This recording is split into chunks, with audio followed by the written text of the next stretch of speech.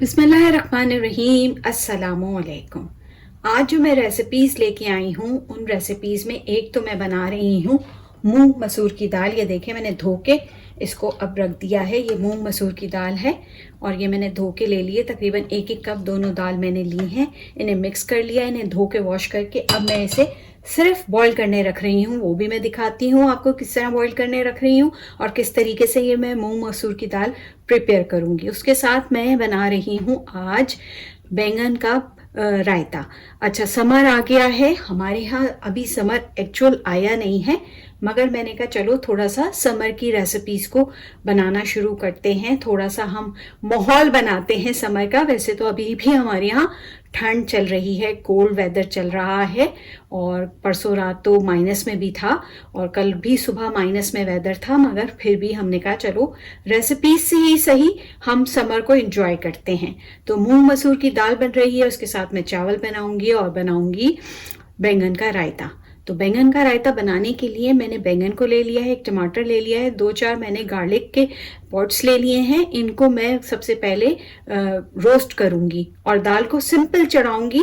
तो मैं आपको दिखाती जाती हूँ कि मैं दाल किस तरह से चढ़ा रही हूँ। इसे तो मैंने रोस्ट करना है और इसे मैंने सिंपल चढ़ाना है और फर्दर इसका स्टेप मैं आपको बाद में बताऊंगी। इस स्टेप में हमने दाल लिया, धो ली है इसे और हमने इसमें थोड़ा सा ऑयल डाल दिया। उसके साथ साथ हम इसमें सॉल्ट और हल्दी पाउडर डालेंगे। बस सॉल्ट और हल्दी पाउडर के साथ ही, ये हल्दी मैं थोड़ी सी इसमें, ये देखिए मैंने इतनी हल्दी ली और इसे मैंने बॉईल करने रख दूंगी। सॉल्ट डालूंगी अभी, 1 टीस्पून सॉल्ट भी डाल दिया। 1 टीस्पून से थोड़ा सा, क्योंकि दाल ज़्यादा है तो 1 टीस्पून से थोड़ा सा ज़्यादा मैंने सॉल्ट डाल दिया है।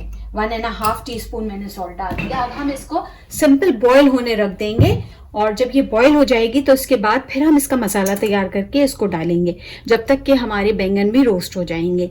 तो ये काम स्टार्ट हमने कर दिया है। इसको तकरीबन बॉईल हो गई है और यहाँ मैंने जो रोस्ट करने रखा था टोमेटो और एग प्लांट, ये भी हो गया है। गार्लिक हो गया था, वो मैंने पहले ही साइड पे कर लिया कि वो ख़राब ना हो जाए।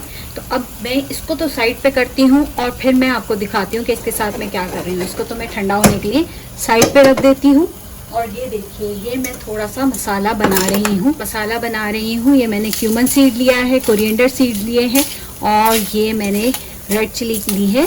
गोल वाली नहीं थी तो मैंने लंबी ले ली। और अब इसको मैं रोस्ट करूँगी और फिर इसका हम बनाएंगे पाउडर। ये मेरे पास ख़त्म हो गया था तो मैंने कहा चलो बना लें, क्योंकि मैंने जो रायता बनाना है उसमें ये इस्तेमाल करना है, तो लिहाजा मैं इसको अभी बना के ही रख लूँगी। तो यहाँ पे सबसे पहले हम यहाँ करेंगे। अच्छा, जैसे ये हो जाएगा उसके बाद फिर मैं मसाला बनाना शुरू करूँगी, क्योंकि दाल बॉईल हो चुकी है।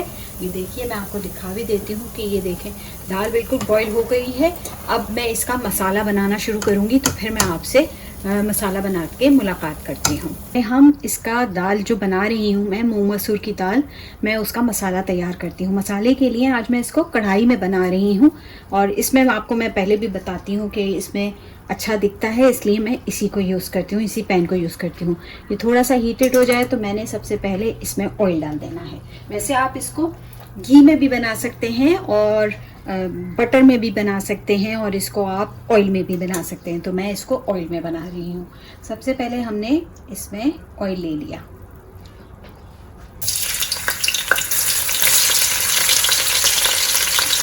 तो चले मसाला बनाते जाते हैं। और आज मैं आपसे करती हूँ काम की बात। जो मेरा सेगमेंट है उसमें आज मैं ये काम की बात कर रही हूँ कि हम लोग जो समझते हैं कि हम लोग घर का काम करते हैं, पहले मैं भी यही समझती थी कि हम लोग यहाँ पर अपना घर का काम करते हैं। मतलब मैं बात कर रही हूँ उन लोगों की जो कनाडा में रहते हैं, अमेरिका में रहते हैं, यूके में रहते हैं, जहाँ उन्हें होम हेल्पर मैसर नहीं होती, या हम यहाँ यूँ कह लें कि हमारे पास हेल्प नहीं होती। हम लोग अपने घरों का काम खुद करते हैं। जैसे हम लोग बर्तन खुद धोते हैं, झाड़ू पोछा खुद करते हैं, सारी सफाइयाँ जिसे हम कहते हैं क्लीनिंग, हम अपने घर की वॉशरूम खुद वॉश करते हैं। सारे काम A to Z हम लोगों ने खुद करने होते हैं। अच्छा, जब शुरू में मैं यहाँ आई तो मुझे भी ऐसे ही लगता था, क्योंकि पाकिस्तान में तो हमें ये हेल्प मिलती है और होती है, सब घरों में मैसर होती है। तो मुझे भी ऐसे ही लगता था कि यहाँ पे मैं ये काम करती हूँ और टाइम भी लगता है। जाहिर सी बात है, जब आप घर की क्लीनिंग करते हैं, सारे काम आप करते हैं, वॉश डिशेस करना है, क्लोथ्स वॉश करना है, उन्हें आयरन करना है, सारे काम, तो आपको टाइम भी लगता था। अच्छा, शुरू में मुझे ऐसा महसूस होता था कि ये थोड़ा सा हम पर बर्डन है, या हम पाकिस्तान में हमें अच्छा लगता था कि सब हेल्प मिल जाती थी। मगर वक्त के साथ साथ जैसे इंसान ग्रो कर रहा होता है। अच्छा, मैं मसाला भी बनाती जा रही हूँ और आपके साथ बात भी करती हूँ। तो अब ये देखें, अनियन इससे ज़्यादा मुझे ब्राउन नहीं करनी है। और अब मैं इसमें ये फ्रोज़न टोमेटो डाल के मसाला बनाऊंगी। या फ्रोज़न टोमेटो मेरे पास तकरीबन हम लेंगे तकरीबन 250 ग्राम के लिए, या 1 पाव से थोड़ा सा ज़्यादा। ये 4 मैंने, क्योंकि दाल ज़्यादा है तो लिहाजा मैं इसका ये करूँगी।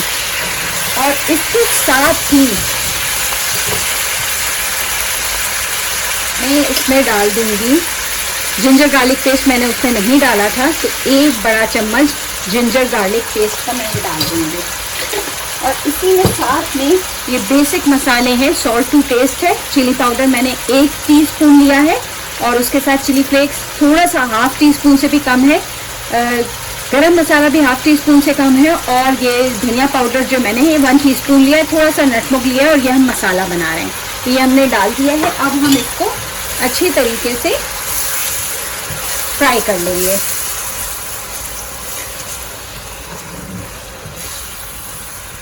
अच्छा, मैं बात कर रही थी हाउस हेल्प की, कि जैसे जैसे हम लोग जैसे जैसे मैं ग्रो कर रही हूँ, जाहिर सी बात है, इंसान सारी ज़िंदगी 16 साल का तो नहीं रहता, उसकी उम्र बढ़ती जाती है।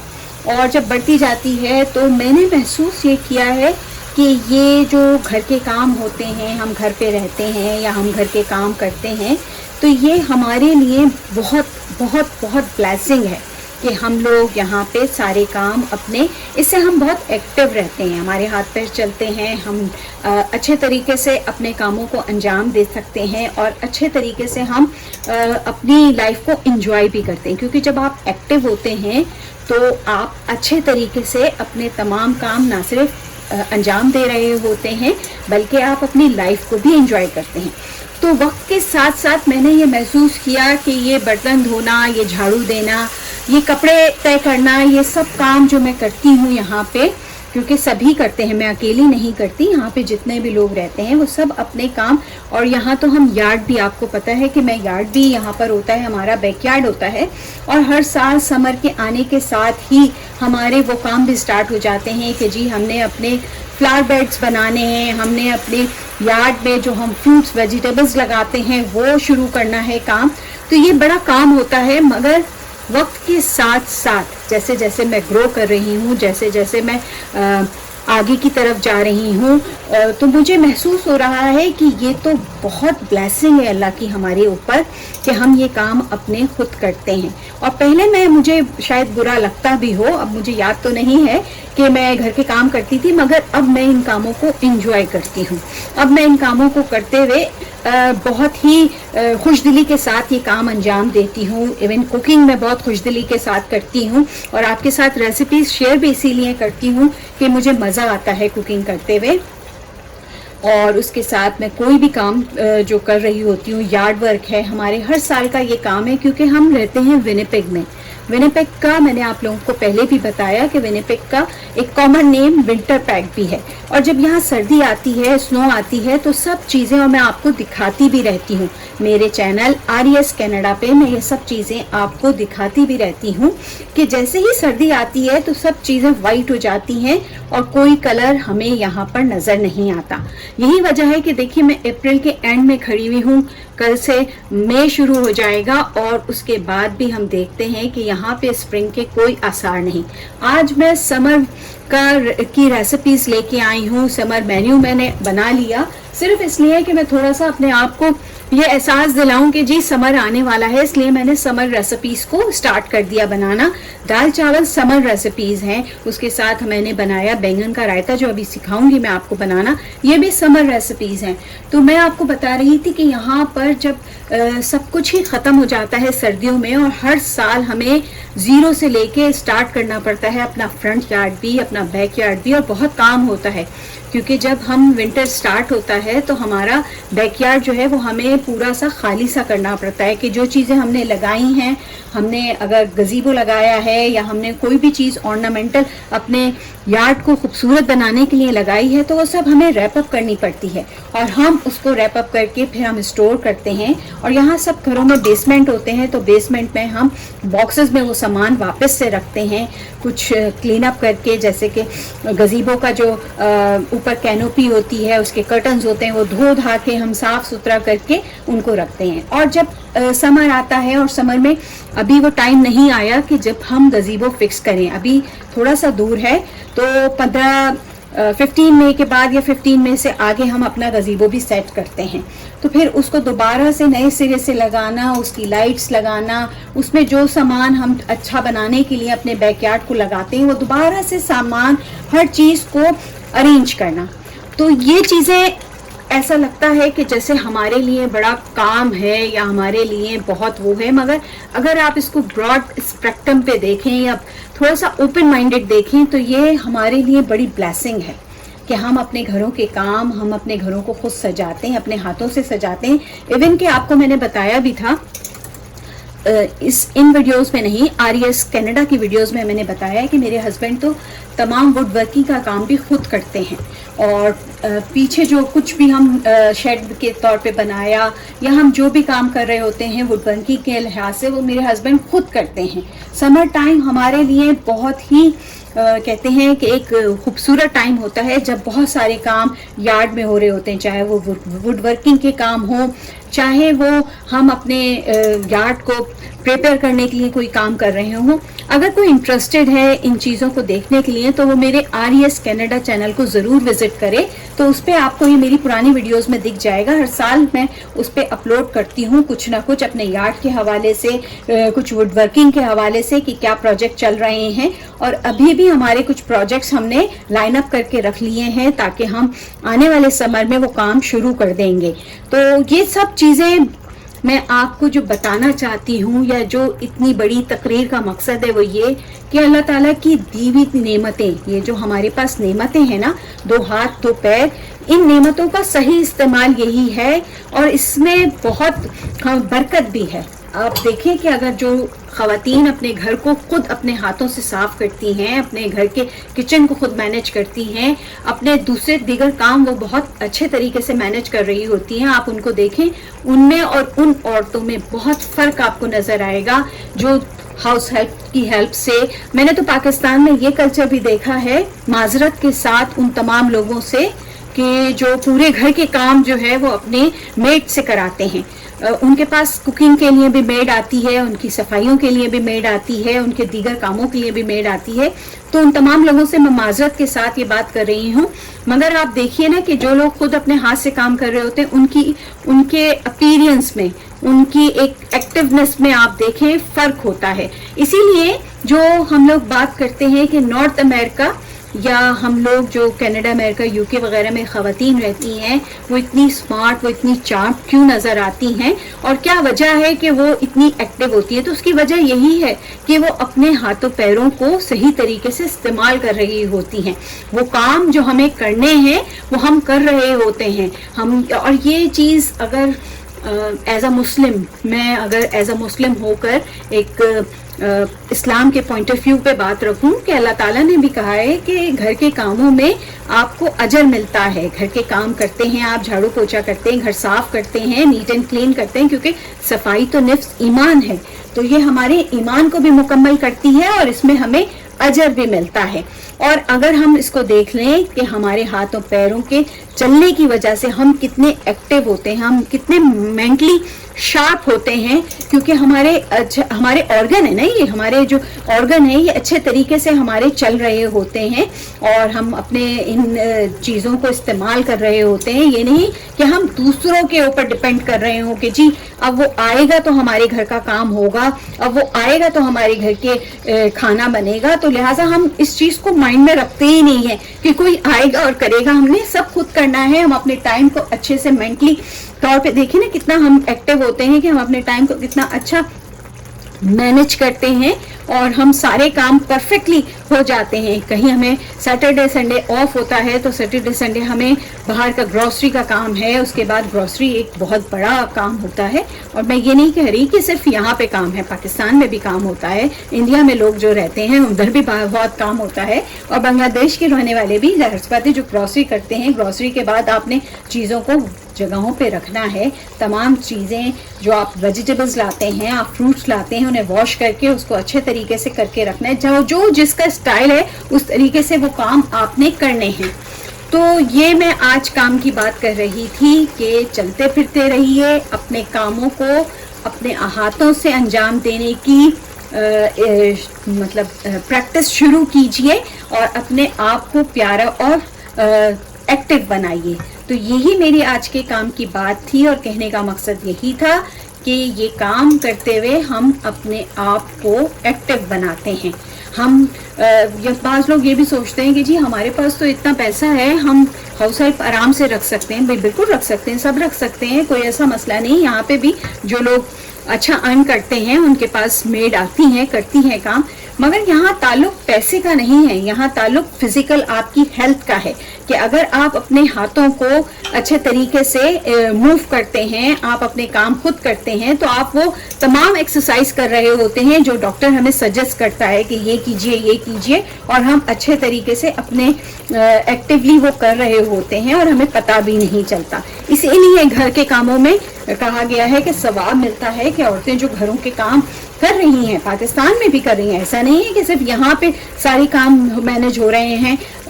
पाकिस्तान में भी ख़वातीन बाहर जॉब्स भी करती हैं, घर के काम भी करती हैं, बच्चों को भी पढ़ाती हैं सारे। तो उनके स्टाइल में आप देख लीजिए, अगर कोई करीब में आपको नज़र आता है तो आपको ऐसी बहुत सी एग्जाम्पल्स मिल जाएंगी जो आपको अच्छी नज़र आएंगी और जिसमें ये दिखाएगा कि जी एक तो सबसे बड़ी वजह ये होती है कि जब हम अपने हाथों से काम करना छोड़ देते हैं तो सबसे पहले जो चीज़ अटैक होती है वो फैट अटैक होता है हमारे ऊपर, और हम दिन ब दिन मोटे होते चले जाते हैं, जिसकी वजह से हमारा शेप, हमारी मेंटल हेल्थ वो सब डिस्ट्रॉय होती चली जाती है। और हम एक तो इस स्ट्रेस में चले जाते हैं कि जी अब हमारा जिस्म भद्दा लग रहा है या हम बुरे लग रहे हैं, और फिर इंसान को ना कपड़े अच्छे लग रहे होते हैं, ना आपको कहीं आना जाना अच्छा लग रहा होता है। और वो ख़वातीन जो घर में रहती हैं या काम भी करती हैं सारे, तो वो स्मार्ट रहती हैं, वो अच्छी रहती हैं। वो इसीलिए कि वो अपने जो भी उनका मेटाबॉलिज्म है उसे वो एक्टिवली इस्तेमाल करती हैं और वो काम कर रही होती हैं, तो अपनी एनर्जी यूटिलाइज करती हैं, तो वो स्मार्ट नज़र आती हैं। तो आप लोगों से यही मेरी एक रिक्वेस्ट है कि अपने घरों के काम को बोझ ना समझें, बल्कि इसे ब्लेसिंग समझें और अपने हाथों से अपने घरों के कामों को कीजिए। तो आपकी ज़िंदगी में एक वाज़ेह फ़र्क, आपकी न सिर्फ आपकी एक लाइफ में एक चेंज नज़र आएगा, बल्कि आपकी फ़िज़िकल अपीयरेंस में भी बहुत पॉजिटिव चेंज आपको नजर आएगा। आप दिन ब दिन खूबसूरत होते चले जाएंगे। तो यही मेरी आज का मैसेज था, यही मैं बात करना चाहती थी आप लोगों से कि काम की बात में मैं आज बात करूं कि घर के कामों को ज़्यादा से ज़्यादा खुद अपने हाथों से करने की कोशिश कीजिए। इसी बात में देखें, बात थोड़ी लंबी भी हो जाती है मेरी बाज़ौक़ात, मगर इसी बात में हमारा मसाला तकरीबन फ्राई हो गया है। अब मैं इसको थोड़ा सा और फ्राई करूँगी और फिर इसमें मैं दाल को शामिल, जो दाल बॉईल करके रखी है वो मैं शामिल कर दूंगी। ये देखिए मसाला अच्छे तरीके से भुन गया है, दाल भी बॉईल हो गई है। मैं ये इसमें मिक्स कर रही हूँ, अब मैं ये इसमें मिला रही हूँ। दाल में मैंने आपको पहले भी बता दिया था कि दाल जो थी सिर्फ उसमें पानी था, सॉल्ट था, ऑयल था थोड़ा सा, और उसमें मैंने हल्दी डाल के बॉईल की थी। अब यहाँ पे मसाला पूरा बना लिया था और उसके बाद दाल मिक्स कर दी, और जैसे ही मसाले के साथ देखें दाल मिली है तो दाल कितने मज़े की नज़र आ रही है। अब मैं इसका टेस्ट कर लूँगी, इसका सॉल्ट टू टेस्ट है, मगर मैं अपने हिसाब से इसको देखूँगी। और चिली तो मैंने 1 चम्मच सही डाली थी, मगर फिर भी मैं चेक कर लूँगी। और यहाँ पर हम इसको अच्छे तरीके से मिला देंगे। दाल मैंने टेस्ट कर ली है, दाल बहुत मज़े की बनी है। तो अब मैं थोड़ा सा इसको लिक्विड करने के लिए पानी मिलाऊंगी और इसे थोड़ा सा और बॉईल करूंगी, फिर इसका भगार इसमें शामिल करूंगी। चावल बॉईल करने के लिए मैंने पानी रख दिया है और इसके साथ ही ये देखिए ये जो मैंने बैंगन और टोमेटो रोस्ट किया था, अब हम इसका बनाते हैं। सबसे पहले इसका स्किन पील करेंगे और उसके बाद फिर हम इसका रायता तैयार करते हैं। तो वो भी मैं आपको दिखाती हूँ कि वो रायता मैं आप किस तरह से इसका बनाती हूँ। देखिए ये जो मैंने ब्रिंजल कह लें, एग प्लांट कह लें, ये गार्लिक और ये टोमेटो को जो रोस्ट किया था। अब हम इसका रायता किस तरह से बनाएंगे, स्किन मैंने इसकी ऑफ कर ली है। अब हम इसको वैसे ही, ये ऐसा हो जाता है बिल्कुल हलवा, तो इसमें ज़रूरत नहीं है कि आप इसे पीसें, पीसना भी नहीं है हमारा मकसद, हमें इसके बड़े बड़े चंक्स ही रखने हैं। तो हम इसको छुरी से ही इस तरह से कर लेंगे। गुनूश भी तैयार होता है इसी तरीके से, मगर बाबा गुनूश के अंदर जो है वो क्रीम जाती है और वो मुझे पसंद नहीं है कि क्रीम डाली जाए, तहीनी जाती है उसमें। तो मैं तो इसको बिल्कुल देसी स्टाइल से ही बनाना सिखा रही हूँ आपको, और बहुत टेस्टी बनता है ये देखिए आपने। वैसे ये आराम से जो सारा मेल्ट हुआ हुआ होता है, बैंगन जो है वो वैसे ही अंदर से बिल्कुल गूदा मेल्ट हुआ हुआ होता है। और थोड़ा सा छुरी की मदद से आप इसका कीमा बना लेते हैं, कांटे की मदद से बना लें, छुरी की मदद से बना लें, कोई भी चीज़ से आप इसका ये इस तरह से। थोड़ा सा मैंने ये चिली फ्लेक्स लिए हैं, 1/4 टीस्पून से भी कम गरम मसाला है, और 1/4 टीस्पून मैंने लिया है चाट मसाला। आप अपने बैंगन के साइज़ के हिसाब से मसाले को एडजस्ट कर लें कि अगर आपको ज़्यादा भी खाना है और आपका बैंगन बड़ा है तो आप, मेरा बैंगन बिल्कुल मीडियम साइज़ का था, तो आपने देखा ही था, ना बहुत ज़्यादा बड़ा था ना बहुत ज़्यादा छोटा था, तो लिहाजा मैंने इसमें ये डाल दिया है। और ये मसाला जो मैंने आपके सामने बना के रखा है, धनिया और ज़ीरा पाउडर का, और इसमें मैंने मिर्च लिए, ये हम ज़्यादा डालेंगे, तकरीबन 1 टीस्पून, क्योंकि इसका फ्लेवर बहुत मज़े का लगता है। तो ये आपने इसमें इस तरह से डाल देना है, और यहाँ सब चीज़ों को अच्छे तरीके से मिक्स करें। मैं इसमें इमली शामिल नहीं इसलिए कर रही कि इसमें मैंने ऑलरेडी टोमेटो बना दिया है, चटनी पहले ही तैयार हो गई है इसकी, टमाटर डालने से खट्टा इसमें आ गया है। बाकी मसाले भी मैंने एडजस्ट कर दिए हैं। सॉल्ट आपका टू टेस्ट है, चिली पाउडर आपका टू टेस्ट है, कि अगर आपको ज़्यादा खाना है तो आप इसको ज़्यादा डाल लें इसमें। अच्छा, अब हम इसका बनाएंगे रायता। अब देखिए रायता मैं किस तरीके से बनाती हूँ वो भी आपको दिखाती हूँ। बहुत टेस्टी रायता तैयार होता है इसका। रायता तैयार करने के लिए हमने सबसे पहले इसमें डालनी है, ये प्याज डालेंगे हम। ये हमने डाली इसमें अनियन, जितना आपने तैयार करना है उतना आपने डाल देना है।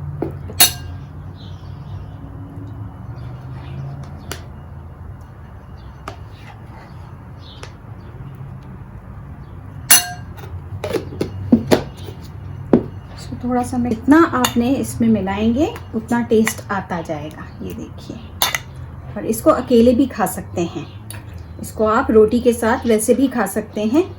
और यहाँ बन गया, ये देखिए ज़बरदस्त रायता तैयार है।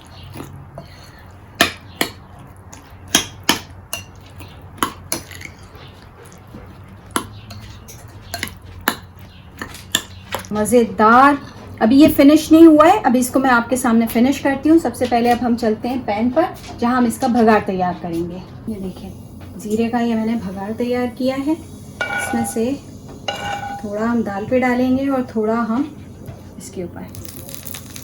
ये देखिए मज़ेदार।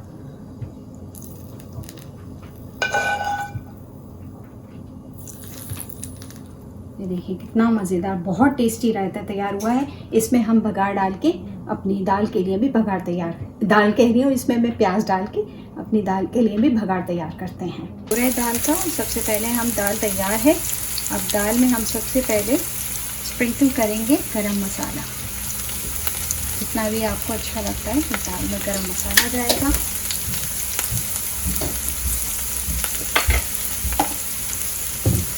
भगार को हिलाते जाएं, ये ना हो कि जल जाए। और मैंने जिंजर ली है भगार में, और अनियन ली है और जीरा लिया है, ये जाएगी दाल के अंदर।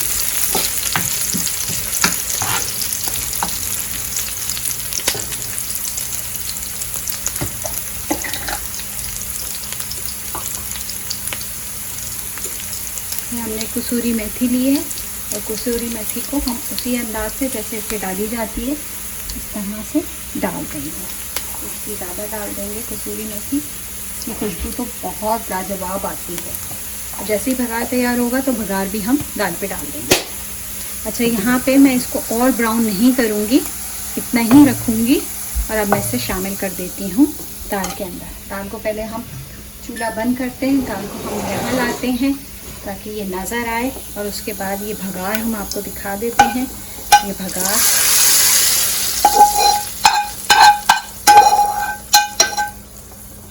थोड़ा सा वही तरीका,